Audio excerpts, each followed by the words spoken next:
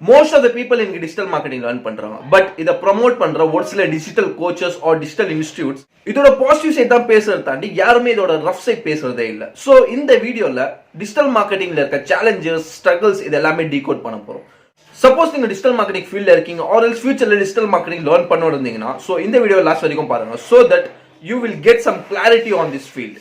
No further delay, let's jump into the video. நீங்க freelancing பண்ணிட்டு இருக்கீங்க கரெக்டா? ஃப்ரீலான்சிங் பண்ணதுலயே நீங்க என்னென்ன சேலஞ்சஸ் வந்து ஃபேஸ் பண்ணீங்க இது வரைக்கும்? இந்த உங்களோட என்டையர் ஜர்னில இது வரைக்கும் என்னென்ன சேலஞ்சஸ் ஃபேஸ் பண்ணீங்க? ஃபர்ஸ்ட் சேலஞ்ச் என்னன்னா கிளையண்ட்ஸ் வந்து அவங்களா வந்து நம்மள ரீச் அவுட் பண்ண வைக்கிறது தான் ஃபர்ஸ்ட் சேலஞ்ச். நான் வந்து ஏன்னா அவுட் பவுண்டும் ட்ரை பண்ணியிருக்கேன். ஃபர்ஸ்ட் நான் தான் சொன்னேன் ஃப்ரீலான்ஸ் fiverr.com அதுல எல்லாம் தான் போய் கிளைண்ட்ஸ் தேடுவேன். பட் அது வந்து காம்படிஷன் ரொம்ப அதிகம். அது இல்லாம நம்ம ஸ்கேல் பண்ண முடியாது, எப்பவுமே ஒரு பர்மனன்ட் பிசினஸா மாத்த முடியாது.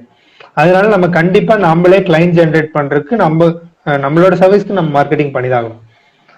ஃபர்ஸ்ட் சேலஞ்ச் நான் ஃபேஸ் பண்ணது என்னன்னா கிளைண்ட் வந்து நம்மள ரீச் அவுட் பண்ண வைக்கணும் அப்படிங்கறதா. அதுக்கு தான் நிறைய ஃப்ரேம் ஒர்க்ஸ் டைப் பண்ணேன்.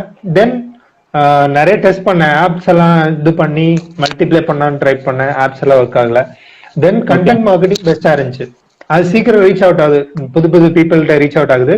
ஸோ டைரக்டா வந்து அவங்களே வந்து கேட்பாங்க, நீங்க நல்லா ரெலவெண்டா பேசுறீங்க, எனக்கு இந்த சப்போர்ட்ஸ் எல்லாம் தேவைப்படுதுன்னு அவங்களே கேட்பாங்க. அப்படி நம்ம கன்வெர்ட் பண்ணும்போது ஈஸியா கன்வெர்ட் பண்ணிடலாம். இன்னொரு இந்த இதுல நான் இன்னொன்னு ஃபேஸ் பண்ணது என்னன்னா நிறைய கிளைண்ட்ஸ் கிடைச்சிருவாங்க, தென் அவங்களுக்கு ஹேண்டில் பண்ண முடியாது, ஹேண்டில் பண்றது ரொம்ப கஷ்டமா இருக்கும். இதை நான் ஃபேஸ் பண்ணதுக்கு என்ன பண்ணேன்னா ஐ கோ டு ஹை டிக்கெட். நான் லோ டிக்கெட்ல சார்ஜ் பண்றதே இல்லை, ஹை டிக்கெட் தான். 25,000ல இருந்து 80,000 அந்த இதுல தான் சார்ஜ் பண்ணுவேன். அது கீழே சார்ஜ் பண்றது இல்லை. ஏன்னா வந்து நம்ம கொடுக்குற டைமுக்கு ஏற்ற மாதிரி நம்ம சார்ஜ் பண்ணிக்கணும். போக போக எவால் ஆயிட்டே போகணும். ஃபர்ஸ்ட் மேபி லோ காஸ்ட்ல பண்ணிருக்கலாம். லோ காஸ்ட்ல 10 கிளைண்ட்ஸ் எடுத்து அவங்களுக்கு ரிசல்ட்ஸ் வருமா வராதான்னு ஹோப் பண்ணி ப்ரே பண்றதை விட நல்ல ஹை டிக்கெட்ல ஒரு 5 கிளைண்ட்னால 5 கிளைண்ட் எடுத்துட்டு சேம் அமௌண்ட் தான். இதுல 10 கிளைண்ட் எடுத்தாலும் நமக்கு அதே ப்ராஃபிட் தான், அதுல 4 கிளைண்ட் எடுத்தாலும் அதே ப்ராஃபிட் தான். பட் த திங் இஸ் அங்க ரிசல்ட் வேரி ஆகும், அவங்களுக்கு ரிசல்ட்ஸ் கிடைக்கும். ஏன்னா அவங்க ஆல்ரெடி இன்வெஸ்ட் பண்ண ரெடியா இருக்காங்க. ஸோ அதுல என்ன லூப் ஹோல் இருக்கோ அதெல்லாம் ஃபிக்ஸ் பண்ண ட்ரை பண்ணுவாங்க. ஃபேஸ்புக் அட்வர்டைஸ்மெண்ட் பண்ணிருக்கீங்கல்ல, ஒரு சின்ன பிராண்ட் ஒருத்தர் கிரியேட் பண்றாங்க அப்படின்னா அவங்களுக்கு மினிமம் எவ்வளவு பட்ஜெட் ஸ்பெண்ட் பண்ணலாம்? ஸோ பட்ஜெட்னு சொல்லும் போது பிராண்டுக்கு ஏற்ற மாதிரி வந்து டிஃபர் ஆகும். ஸோ மேபி அவங்க ஸ்மால் ஸ்கேலா இருக்கலாம், என்டர்பிரைசஸா இருக்கலாம், பெரிய பிராண்ட்ஸா கூட இருக்கலாம். ஸோ பட்ஜெட்னு சொல்லும் போது கண்டிப்பா டிஃபர் கண்டிப்பா ஆகும். ஸோ அது வந்து நம்ம எக்ஸாக்டா சொல்ல முடியாது. பட் நான் எக்ஸ்பீரியன்ஸ் பண்ணதை நான் சொல்றேன்.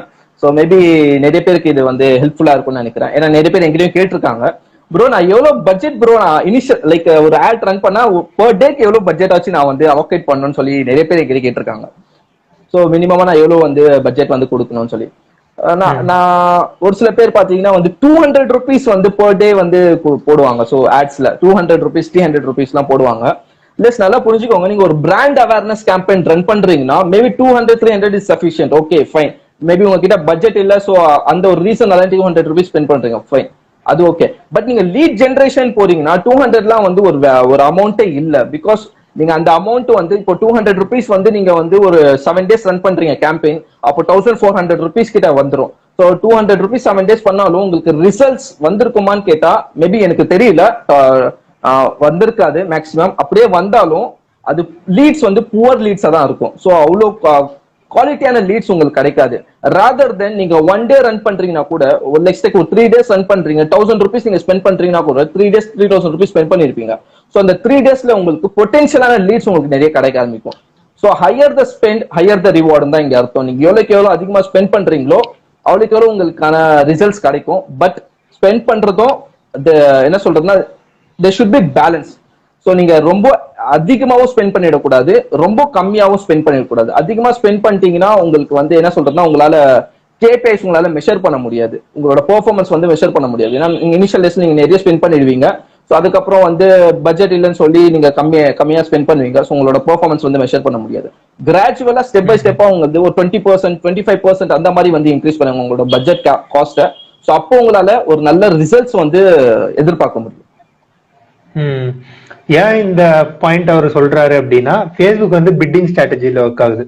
இப்ப வந்து உங்களை மாதிரியே ஆடு இன்னொருத்தர் ரன் பண்றாங்க அப்படின்னா அவங்க உங்களோட ஒரு 10 ரூபாய் அதிகமா கொடுத்தாலும் அவங்களோட ஆட்ஸ் தான் நிறைய பேருக்கு குவாலிஃபை ஆன பீப்புள் காட்டும்.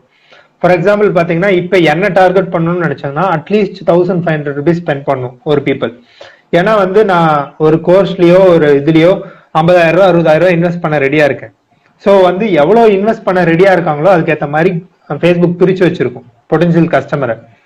இவங்க வந்து இவ்வளவு இன்வெஸ்ட் பண்ண ரெடியா இருக்காங்க அப்படின்னு ஒவ்வொருத்தருக்கும் ஒவ்வொரு பிரைஸ் பாயிண்ட் செட் பண்ணி வச்சிருக்கும். ஸோ அந்த பிரைஸ் பாயிண்ட்க்கு ஏற்ற மாதிரி நீங்க கஸ்டமர் ரீச் அவுட் ஆகும். முக்கியமான விஷயம், நீங்க வந்து ப்ராடக்ட் வந்து ரொம்ப குவாலிட்டி இல்லாத ப்ராடக்ட்டை வச்சுட்டு ஆட் ஸ்பெண்ட் பண்றீங்க. அதுவும் ஒரு முக்கியமான விஷயம். குவாலிட்டியான சர்வீஸ், அதுவும் கரெக்டான ஆடியன்ஸ். உங்களுக்கு ஒரு குவாலிட்டியான சர்வீஸ் கரெக்டான ஆடியன்ஸ்க்கு நீங்க டார்கெட் பண்றீங்கன்னா உங்களுக்கு ஆட் ஸ்பெண்ட் தாராளமா கம்மியாகும். கம்பேர் டு நீங்க குவாலிட்டி இல்லாத சர்வீஸ் வச்சிருக்கிறதுக்கும் இதுக்கும் ஆட் ஸ்பெண்ட் கண்டிப்பா குறையும். இன்னொரு விஷயம் நான் கேட்கணும்னு நினைச்சேன். இப்ப கிளைண்ட்ஸ் எல்லாம் ஒர்க் பண்ணிருப்பீங்கல்ல, அதுல வந்து ஏதோ ஒரு மிஸ்டேக் பண்ணிருக்கீங்களா? கிளைண்ட் கிட்ட நான் மிஸ்டேக் பண்ணிட்டேன், அதை எப்படி ரெக்டிஃபை பண்ணீங்க? கண்டிப்பா நிறைய நான் பண்ணிருக்கேன் ஆக்சுவலி. ஏன்னா digital marketing is all about experimentation தான்.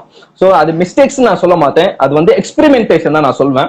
ஏன்னா ஏதோ ஒரு விஷயம் நம்ம பண்ணுவோம், ஸோ மேபி இந்த மாதிரி ஒர்க் அவுட் ஆகுமேன்னு சொல்லி அந்த ஒரு ஸ்ட்ராட்டஜி வந்து நம்ம மேக் பண்ணிருப்போம்.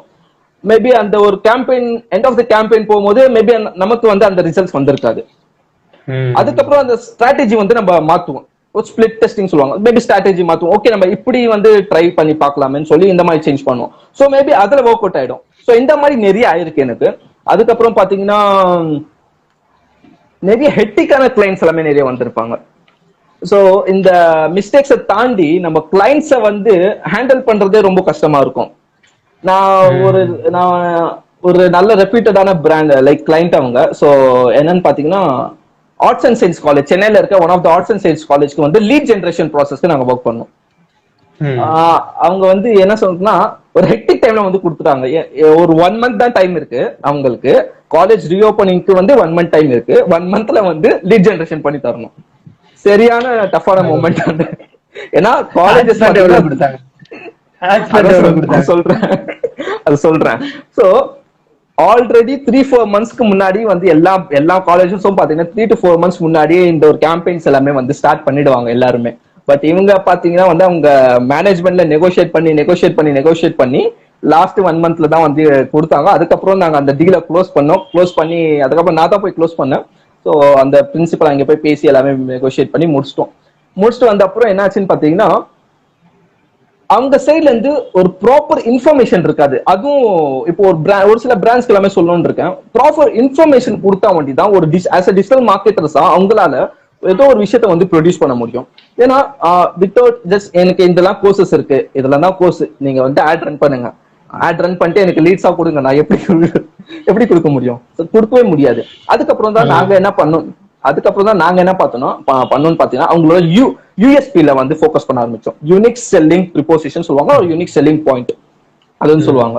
சோ அப்படி ஃபோக்கஸ் பண்ணும் போதுன்னு பாத்தீங்கன்னா அந்த காலேஜ்ல அவங்க கிட்டே நாங்க பேசி மார்க்கெட்டிங் பத்தி ஒரு கன்சல்ட் மாதிரி பண்ணோம். ஒரு 1 hour கிட்ட கன்சல்ட் பண்ணோம். இதெல்லாம் தான் இருக்கு, இதெல்லாம் தான் விஷயம் சொல்லி கன்சல்ட் பண்ணதுக்கு அப்புறம் அவங்க ஒரு சில விஷயம்லாம் சொன்னாங்க. அவங்க என்ன ப்ரொவைட் பண்ணாங்கன்னு பாத்தீங்கன்னா வந்து ஃபர்ஸ்ட் கிராஜுவேட்க்கு ஃப்ரீ டியூஷன் ஃபீ.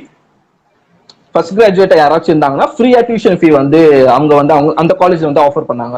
பிளஸ் ஸ்போர்ட்ஸ் கோட்டால இருந்து வரீங்கன்னா உங்களுக்கு 50% வந்து டியூஷன் ஃபீல கன்செஷன் இருக்கு. பிளஸ் நீங்க ஆல் கிளியர் ஆயிட்டீங்கன்னா உங்களுக்கு 3000 rupees வந்து கேஷ் ரிவார்டா கொடுப்பாங்க ஒரு செமஸ்டருக்கும். இந்த மாதிரி வந்து கீ பாயிண்ட்ஸ் மெட்ரிக்ஸ் எல்லாமே வந்து அவங்க ஷேர் பண்ணாங்க. சோ தட் அதை வந்து நாங்க வந்து ரொம்ப கேட்சியா நாங்க வந்து ஃபிக்ஸ் பண்ணிட்டோம். அதை பேஸ் பண்ணி நாங்க கேம்பெயின் ரன் பண்ணோம்.